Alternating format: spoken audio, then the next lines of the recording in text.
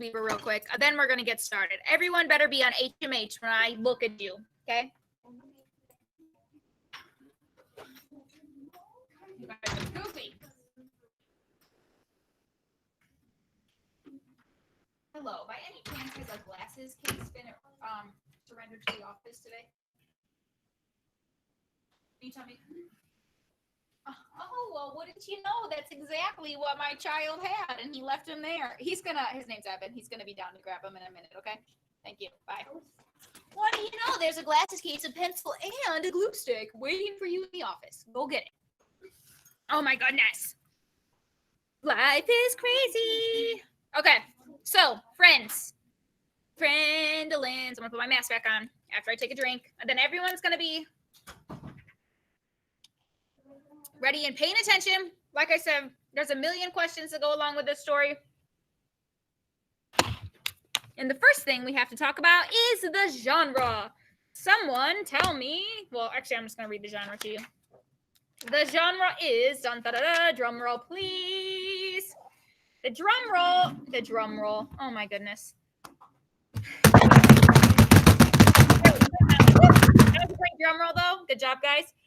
The genre is fantasy. A fantasy is okay, Julian and Lillian, playtime's over. Okay, we just had a few minutes to chill, but now we got to get back to life.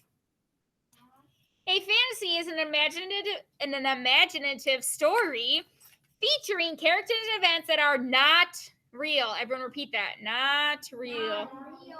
Some fantasies includes elements of adventure with a quest to solve a mystery. So there is a little bit of adventure in this story, as you'll see as we read along. Authors of fantasies tell the story through the plot. And in the plot, there's going to be a conflict or a problem and a solution/resolution. Well, hopefully the problem's going to be solved. Otherwise, we'll be sad. And yeah, Marissa, I don't know what you're doing, but digging through your desk is not what you should be doing. Our hands should be free of stuff right now. We should just be watching and listening and not making Mrs. Knife crazy. Fantasy stories include sensory details and figurative language to develop the setting and the characters. So we're going to talk about how these characters talk a lot in our story. And there's just a lot of good detail that really helps bring it to life in this story. And lastly, events and places in fantasies might defy time or logic, which just means it's fantasy. It's made up. It could be set way in the past, way in the future. There might be time travel. I don't know. But you may now go to the title page. It is called Airborne. And as you can see on the title page, there's a hot air balloon. Actually, there's a few hot air balloons. This looks like a city. You guys probably can't tell on your title page, but I can see it on my title page. In the top left-hand corner, there's like a little corner, and it's the edge of a air spacecraft thing. It kind of looks like a blimp. We're going to read more about that in a little bit, okay? So I need you to turn to our first pages. Your pages should look like my pages right here.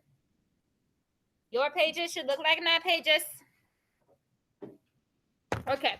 And there is, at the top of the page, paragraph 1. It is dark and italicized, and it's before the actual story begins. Can someone remind me what that thing is called? Landon.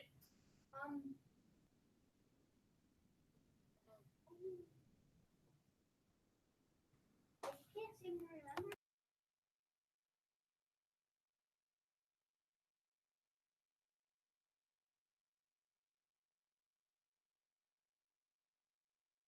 Rochelle. The forward. Yay, Rochelle. If you had that in your mind, give yourself a pat on the back. Woohoo. So it happens before the story. And it's good. This forward here is a really good forward. It gives us a ton of information. So, Landon. What? You know how what I told you? Yes. Okay, but you've been fine for the past 17 minutes while we've been chilling. So just patiently read the book with us. We have an hour left in our day, okay? Breathe in and out. Okay, nice and slow. I wasn't talking to all of you, but I mean, you're free to breathe too. But anyways, everyone's going to be chill. And we're going to be on task because clearly Mrs. Kneifel is off task right now. And you know what happens when we're off task? We get nothing done. Okay. So I'm going to read the foreword. Hi, Avery. Thanks for joining us. Cruz is a cabin boy aboard the airship Aurora. The Aurora stays afloat using a gas called hydrum. One day, Matt spots a damaged sky balloon with an old man named Benjamin Malloy inside. Malloy has fallen ill and is rambling on about beautiful creatures he saw in the sky. With Malloy unable to communicate clearly, Matt. Oh, now I have a phone call. Hello?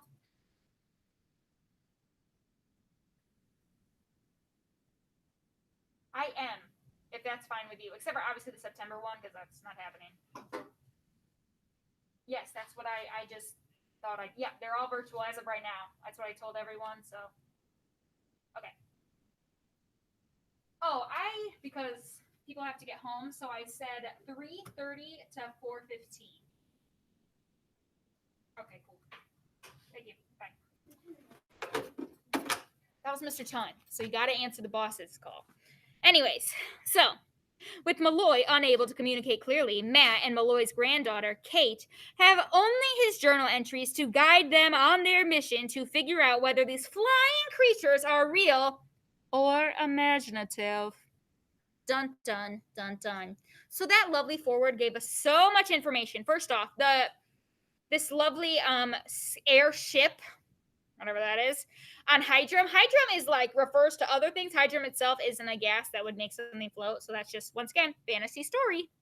So we have 3 characters so far. Character number 1, Matt. He's our main character. He will be our narrator through most of the story. Number 2, Benjamin Malloy, and he is he's sick aboard they found him in an air balloon, or in a sky balloon, also known as a hot air balloon. So then they get him, and then they put him on board the airship Aurora. And then Malloy's granddaughter, which coincidentally is on the spacecraft, the Aurora. Yes, Olive. What did I say? You said the granddaughter, but her name is. Oh yeah, the granddaughter's name is Kate. So we already found out what the lovely problem is / the mission of the story. What is the problem / the thing we're going to find out in our story? Anyone? Mark. The problem of our story is that there's a guy and a damaged hot air balloon, or. Okay, so we found him, and he's already aboard the Aurora, so that is a problem. But I want everyone to read the second half of the foreword again, and our problem is stated somewhere in the second half of our foreword. Our mission, what's our goal? What are we doing in this lovely story? Molly, nice and loud. We're trying to figure out if the creatures that. Malloy. Okay. Well, Molly is was on the right track, but now she forgot. Totally fine. So I'm just gonna say it, okay? So they only have the journal entries that were written by Malloy to guide them on their mission to figure out whether the flying creatures are real or imaginative. So that's what our whole story is going to be about. Are these creatures, which we don't even know what type of creatures, flying creatures? Are they birds? Are they, I don't know what else. What else flies? I guess bugs fly.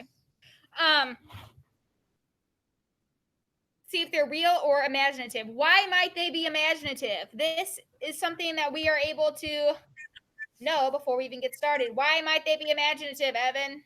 Because in real life, there are none. Besides for like birds. Nope, that's not the reason why they might be imaginative. Obviously, it's a fantasy story, but why might he be imagining them? Why are they wondering? Why aren't they automatically speculating that they're real, Olive? Because he's sick, which means he might be delirious, which is our vocab word. There's another word for delusional. Delirious is because you're sick. Delusional could be like any reason. All right, we are moving on. Mrs. Knifel is going to read because, like I said, it's a lot to read, and we're already short on time because I'm like 15 minutes behind because Mrs. Knifel just couldn't get it together.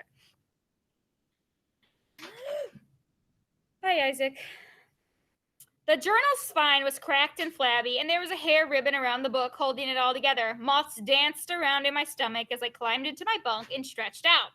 My cabin mate, Baz, was on crow's nest duty until 4. I turned on my reading lamp I untied the ribbon and carefully turned back the cover. The pages were all scabby, as if the book had been soaked by rain, then baked in the sun. What is this book? The book is what? Is the book Hop on Pop? Is it Harry Potter and the Order of the Phoenix? What book is the book? Julian, what book is the book that we're talking about? Okay, we are reading. Oh, that's coincidental, Mark. We are reading the book Airborne, yes, but Matt is our narrator right now, and he's talking about a book. What book is he talking about?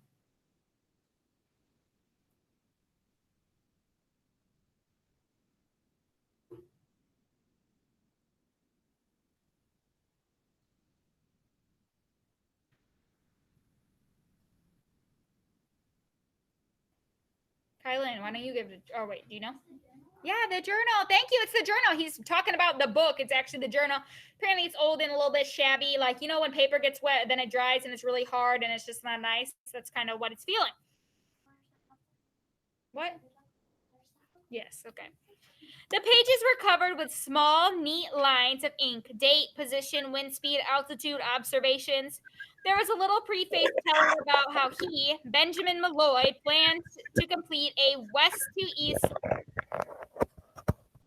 circumnavigation of the globe in his hot air balloon. I'm gonna let you know, real life style. I don't actually think I guess you could go around the world in a hot air balloon, but it would take you an extreme amount of time. The problem is, actual hot air balloons, you could only be in the air so long because they have, like, I don't know if it's propane, but whatever gas they use, they turn on the gas and then you heat it up with fire, and that's how your air balloon fills. I don't think that there's a big enough tank to get someone across an entire ocean. So I know. Okay, first off, it's not the whole bottom of the thing. It can't be the whole bottom of the thing because then it wouldn't be able to fly because it'd be too heavy. It's a tank. Hot air balloons cannot be in the sky for hours and hours and hours and hours and hours and hours and hours on end, where this guy is going to be in the sky for hours and hours and hours and hours. So his hot air balloon is not like our lovely hot air balloons in real life. Once again, yeah, also, you got to have special to go over borders of countries. They have to know you're coming and all that stuff. But a hot air balloon could not actually get across the ocean. One, hot air balloons travel really stinking slow. So, but anyways, his hot air balloon, he's going to travel across the world, west to east. More power to you, sir. I read quickly over the first pages, not because they weren't interesting, but because I could see Kate's bookmark up ahead. It made my stomach feel swirly, wondering what was written there. It was hard to concentrate on the stuff beforehand. Kate's grandfather had started out in Cape Town to catch the jet stream and traveled quickly eastward over the Indian Ocean. But over Australia, his luck ran out, and he got shunted off course to the northeast. How would you get shunted off course? First off, shunted off course means it's a special way to say moved off course, pushed off course, whatever you want to say. How would you go off course if you're in a hot air balloon? Zachary. Wind, because you are at the mercy of a wind in a hot air balloon. They have like a teeny little thing you can kind of steer with, but it's not like a car. It's not like an airplane. It's not like a bicycle where you can legitimately turn. You literally are kind of going where the air is taking you, and you're kind of out of luck if it's not going where you want to go. There was no sign of panic in his log. His days were busy keeping the balloon ship-shape, managing his supplies and provisions, taking weather readings and bearings. Anyone know what provisions means? I wish this was one of our vocabulary words because I think it's a good word. If you're thinking about it, he's keeping the balloon nice. He's checking on his supplies. His supplies might be tools, or, it might be his bedding, things like that, so he can sleep, or pencils and his paper and stuff. What does provisions mean? Evan? Sorry. It's in the book in a sentence. Check over the book again. Provisions. Think about it. You're chilling in a hot air balloon for life. Well, not for life, but for a really long trip. What else do you need, Isaac? Your hand is up. Provisions. What does that mean? He's managing his provisions and his supplies. Do you have like? Yeah, his Do you have resources. But resources? what are those resources? So yeah, his supplies and his provisions, resources, all of those kind of mean the same thing. But what are provisions specifically? Does anyone know? Yeah, Like food and food? water. Obviously, if you're sleeping in a hot air balloon over an ocean, you're going to need some food and water. So provisions means food and water. And any type of long trip, you have to manage your supplies and food and water, right? If you drank all your water in the first day, are you going to be able to finish off the trip? No, you're probably going to die, or you're going to have to land sooner. So he's got to like manage his stuff appropriately. He described the countries and landscapes he was sailing over. Some days there were just coordinates and weather conditions. Other days he had lots to write about. Birds, the changing lights, the landscaping of passing nations beneath him, the creatures below the ocean's surface. He seemed interested in everything. I was keeping an eye on his coordinates, realizing he was drifting along the flight path not too far off the Aurora's route from Sydney to Lionsgate City. With every day, his course veered more to the east, as he tried to catch favorable winds at different altitudes. Anyone know what altitudes is? Okay, Mark.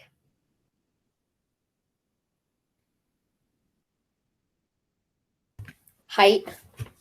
Yeah, so the altitude is, okay, so say he's, Isaac, yeah, you just answered it too. So here I am, I'm a hot air balloon. Oh, there's bad winds here, so I'm going to change my altitude and go up higher and see if there's better wind down here. Oh, that doesn't work. I'm going to try to go lower, change that altitude to see if it's even better. So the altitude is how far you up in the, air. Okay. Not for the first time, I felt a sense of dread for him. I loved being afloat, but to be completely at the mercy of the winds with no means of power or steerage is a frightening thought. Kate's grandfather had a stouter heart than mine. So he's just saying right there, like, obviously Kate's grandfather, way tougher than me because he's willing to go in a hot air balloon with no steerage and no power, minus like the gas and the heat. It's not like a car or, things like that. So he's saying, tough guy. All right, you can turn the page. I need everyone to turn the page so they're on my same page. Landon, we're at school. You can't have your hood up. Sorry. Okay. I lost track of how long I'd been reading. I was so caught up in the day-to-day journey. There weren't a lot of clues, but little bits of the man crept through, even in his log. He liked watching the weather. He hated tinned baked beans, but ate them because they were nutritious and portable. He enjoyed Shakespeare. He loved his granddaughter. He mentioned her often in his log. Must remember to tell Kate, he wrote, or will send a postcard when I touch down in Cape Town. What does portable mean? If something's portable, what does that mean, Landon? Portable means that you can transport something to a different place. Yeah, so portable, my cell phone, super portable. Look, picked it up, moved it over here. This water bottle, portable. Their laptop, portable. My desk that this whole computer's on, not portable. It'd be really hard to move. So a little can of beans, that's easily movable. So that's why he, I don't like to eat them, but they're easy to, keep in his hot air balloon because the hot air balloon space isn't going to be so big. When I start to realize that Kate's bookmark was just a page turns away, I put the journal down. Yeah, you're right, Isaac. I put the journal down, climbed off my bunk, and went to the corridor to the bathroom. At the sink, I splashed cold water on my face. Not that I was sleepy, it just seemed like the right thing to do when you're up in the wee hours of the morning reading a log of a strange, doomed voyage. Does anyone know what the word doomed means? For some reason, no one really knew what this meant, and I thought that was odd because I feel like we've probably all heard that word. If something's doomed, what does that mean? Zach, your hand is up. Like that. Kind of like bad, but it's like more than bad. Olive?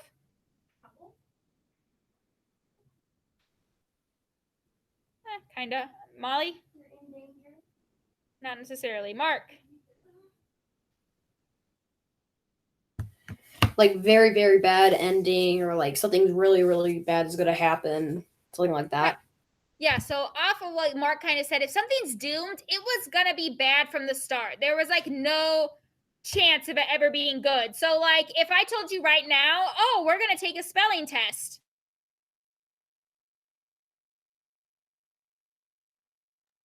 I'll be doomed because you never even got a chance to see the words. So it was, it was never going to work out to begin with. Okay. So that's what doomed is. And obviously a voyage is, like a trip, a mission, whatever you want to call it. Back in the cabin, I slid down into the furrow of my bunk and I took a glimpse at the stars outside my porthole. With a deep breath, I picked up the journal and turned to the page. So, what's happening in paragraph 7 through 10? What's going on there? Someone I have not talked to, Marissa, what's happening in 7 through 10? cannot hear you one bit. You're going to talk way louder. I'm really far away from you.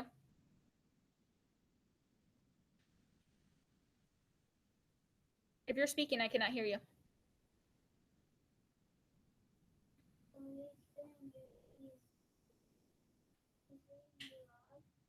Yeah, he's reading. That's it. So all that's happening right now is he's reading the journal. Correct. So, before we even read, just by you looking with your eyeballs at paragraphs, at that little piece of like paper looking thing in there. Yes. Can I answer the question? Okay. Can I ask the question? Yeah. So, anyways, without us even starting to read it, how does Malloy mark his journal entries to show you sequence of events? Remember, sequence of events is this happened, then this happened, then this happened, then this happened. So how does Malloy help us with sequence of events? Miss Lillian, how does Malloy help us in his journal entries? We haven't read a journal entry yet, so it is a specific thing that shows a sequence of events. How does he show us sequence of events? Ava, what do you think? How does she show a sequence of events? How does she show us how this happened, then this happened, then this happened? We just need to look to be able to see it.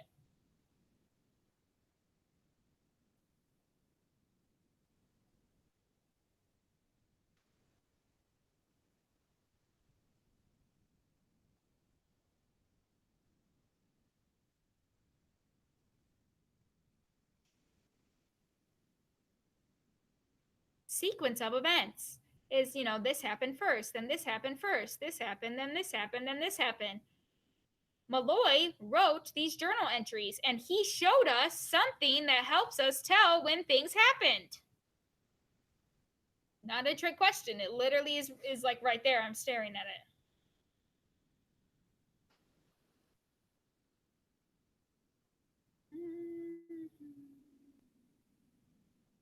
Are you looking at the right spot, Ava? Yep, by telling us the dates. He tells us the dates, and that helps. Also, those number underneath sits at the time. And you're like, Mrs. Kneifel, there's no 1523. But that would be military times. So in the military, they don't repeat numbers. So like in real life, there's, 2:15 in the morning and 2:15 in the afternoon. But in military time, they don't repeat the numbers. So 1 p.m. turns into 1300 hour, 1400 hours too. So this time 1523 is 3:23 in the afternoon. So he tells us the date and time to show us sequence of events in his journal entry. Yes, Zachary. What's military hours? Takeaways. Right on. So, an island in the distance, 171, 43 west to 21 north, veiled in mist, possibly volcanic, given the cone-shaped silhouette it presents.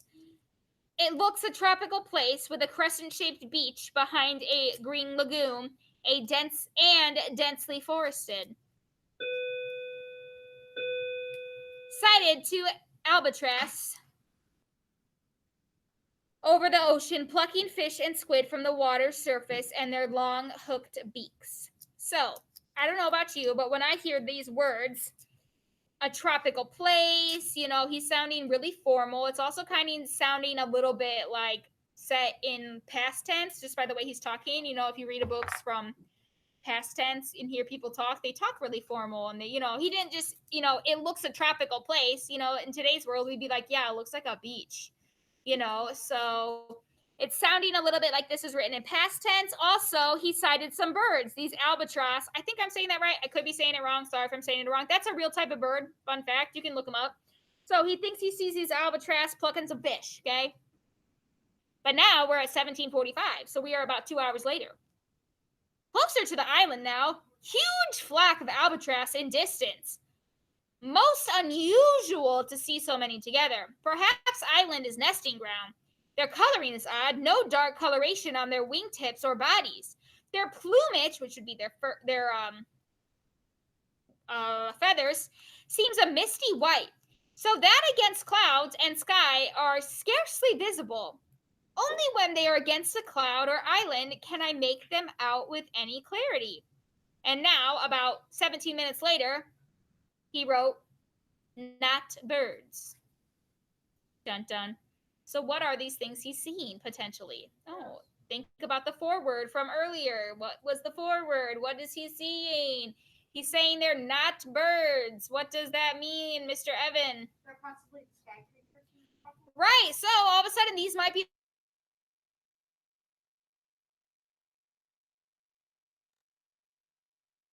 he thought were birds, but now he's saying, but there's a lot of them together. And then he's saying, well, their coloring's kind of odd. Well, their feathers look kind of weird.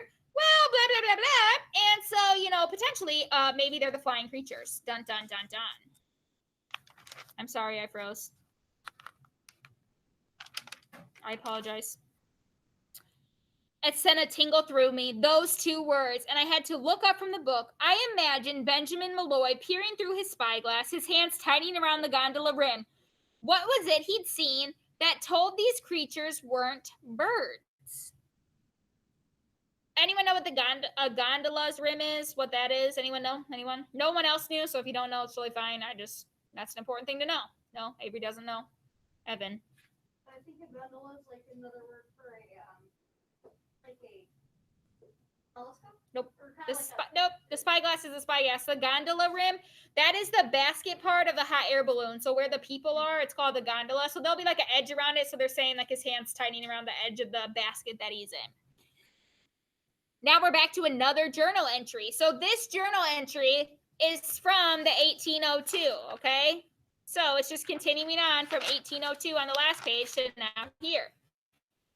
Their wings are not feathers. I was mistaken about their beaks. They have none. Considerably bigger than any magnificent freight bird or albatross. One of the creatures black from the flock and made a slow circle of the Endurance, quite high at first, then spiraling closer to the gondola. It seemed very curious. Its body was easily 6 feet in length and closely furred. Okay, I don't know about you, but I don't know any birds that have a body that's 6 feet in length. Obviously, ostriches are that like tall head to toe, but their body length isn't going to be 6 feet. So that's a huge stinking bird if it is a bird. Eagles are not 6 feet in length. They are large, but they're definitely not 6 feet, Isaac. And he's saying it's closely furred. What does that mean if they're closely furred? Another way that this kind of seems like it's set in the past, because, who says closely furred? Not me. What? Okay, well, also a make-believe thing, so see how that works. What does closely furred mean? Something is closely furred. Mark, what is closely furred? Like really furred, like a lot. Okay, I'm going to disagree with you. I see how you would think that, though, but closely furred actually means that it's like short hair. Like they're going to have tiny, tiny little hair. Like they have hair or fur, but it's really close to their body. So like a short-haired dog, okay? Like a pit bull or like a pug or something. It's not going to be like my dog that's a Sheltie, that's Fluffy McGee. It's going to be closely furred, which means really short hair. Its forelegs, which would be like its front legs.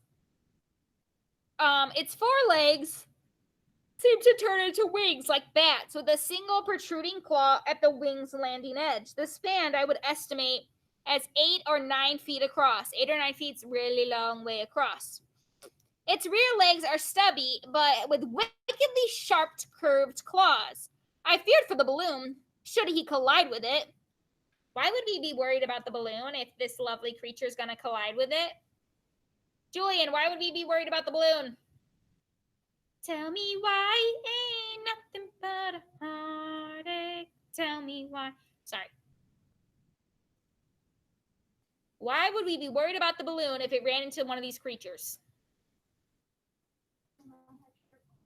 Now, they might have sharp claws. They do have sharp claws. We just read that. It has wickedly sharp. They have wickedly sharp claws, and the hot air balloon is going to be made out of like a thick fabric thing. So obviously it could easily rip, and that's no good. What? 94. How can such a creature stay aloft? It looks too heavy. It's fiercely agile in the sky, dipping and spinning and diving with ease. Its wings infinitely versatile. So he's wanting to know, how is this big creature, 6 feet of body, 9 feet of wings, how is it staying in the sky? It's got to be so heavy. How can it flap himself up? Or then he's saying he's agile, meaning it's easy for him to move, or them to move in the sky. You know, they have no problem turning around and doing whatever they're doing. They're moving with ease. It fairly seems to leap through the air. Saw scarcely anything of its face, a gleam of sizable incisors on upper and lower jaw, a flash of intelligent green flecked eyes, then it veered off, hurtling back towards its fellows. An undiscovered species? So he said he didn't really get to see its face, just saw its green eyes, and its incisors are going to be your fang teeth. Mrs. Kneifel does not have pointy fang teeth. Some people do have pointier fang teeth, especially baby teeth are really pointy sometimes. So anyways, they're these teeth right here that he's saying he had really big ones of. But then it went back with its peeps. But he's saying an undiscovered species. What does he mean by that right there? An undiscovered species. What does he mean there? Molly. He's wondering, has this never been discovered? Like, am I the first person to see this? He doesn't know. So I want you to turn your head and look at the image on the next page, and there's a really good diagram because our lovely guy didn't just his right words, he wants to do illustration, so go him. So you can see this thing. It looks like a tiger or a lion or a bear baby. I don't know. It looks like an animal, but then it looks like it has bat wings with a really long tail. But you can see in the diagram 8 to 9 feet spread wings. It says body 6 feet in length, wings not feathered, so like a bat's wings aren't feathered, wickedly sharp curved claws, etc., etc. Yes. So he did a good job with the illustration to show us, to help us like kind of form it in our brain, because that'd be kind of hard to form in our brain without an illustration. Yes, Evan. Kind of looks like a mutated bat. Yeah, a little bit. Well, he said that it looked like a bat wing. It's black bat. There's Black Panther. There's black bat. A lot of bats are black, anyways. Landon. I turned the page and there was a picture, a pencil sketch. Just looking at it made my heart flutter. I had to sit up and didn't catch my breath. He'd put in the rim of the basket in the foreground and the silhouette of the island in the background to give a sense of scale. The creature's wingspan was huge. He was deaf-handed, the grandfather, that was certain, couldn't have had much time to get it down, but his lines were swift and assured. It was the strangest looking half bird, half panther. Okay, so this guy, Mr. Matt, thinks it looks like a bird, thinks it looks like a panther, whatever. But regardless, I think the author does a really good job here showing the difference between the grandfather and Matt. Because the grandfather, obviously he's older, he's old enough to be a grandpa. It talks really formal. You know, it veered off, hurtling back to its fellows. Obviously, Matt or us, you know, younger, okay, I'm not as young as you guys, but people your age or Matt would probably be like, went back to his friends, went back to the pod. I don't know. But the grandpa talks really formal, really serious. While Matt, you know, he says half bird, half panther, strange looking. He talks more informal, more like how you guys would talk or a teenager would talk. Does that make sense? Everyone with me? No one thinks I'm crazy? Okay. September 4th, 1325. Oh, funny, Mark. I see you shaking your head. All right. So it's 1:25 in the afternoon. It's September 4th. Our first journal entry was on September 2nd, so now it's been like another day. I have dropped into a calmer stratum of air so I can hover over the island and observe them. They float. They face into the wind and scarcely need beat their wings. I watch one move, not a muscle, for hours, sleeping, maybe bedding down on the air itself. They cannot weigh much. So he's thinking they can't weigh much because how else would they hold themselves in the air? Does anyone know in real life the only bird that can hover? Okay, did I call on you, Landon? No. But a hummingbird is the only bird that can actually hover. But he's saying these whatever creatures are able to hang out in the air like this and just stay there for hours without moving. Obviously, totally not real life. But he's like, how on earth can they do that? That's crazy. They'd have to be really, really light, and still, eventually, you'd fall down. So it's like there's air just like pillowing underneath them so they can't fall. Landon.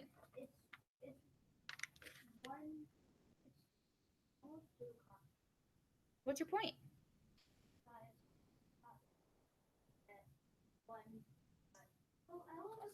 She's gonna go. Ella, you can head out now. First off, sir, I'm going to tell you, I can keep this going forever, Mr. Landon. We have nothing else to do. Anyways, if you would let me finish, we are about to end it anyways. Thank you for interrupting me. What, Evan? Hummingbirds, you know how it looks like they don't flap their wings? Yeah, they're actually just flapping them so fast it doesn't look like they're moving. Yeah, I know that. I am an adult, so I have been around a time or two. Okay, my friends, so we are, as Landon so just nicely pointed out of time. We definitely have a lot more to read, so be prepared tomorrow. I don't know what time rotation is tomorrow. Rotation for us tomorrow is at 9:30. So when you hop on tomorrow, guys, make sure you already have the story open because we're going to get started reading right away. Remember, there's no grammar live today. You're having grammar time to work on your homework. Tomorrow we're having a live grammar, and Thursday we're having a live grammar, but no live grammar today. This recording will be posted, but we are going to stop there. We will pick up on page 96, paragraph 20 tomorrow. Thank you guys for joining. Everyone did a good job participating today. So thumbs up all around. I will see you guys later. If you're in my homeroom, you need to be working on your grammar practice or reading for AR. If you're at home, do your grammar practice, read for AR, whatever else you need to do. You may leave me. So long, so long.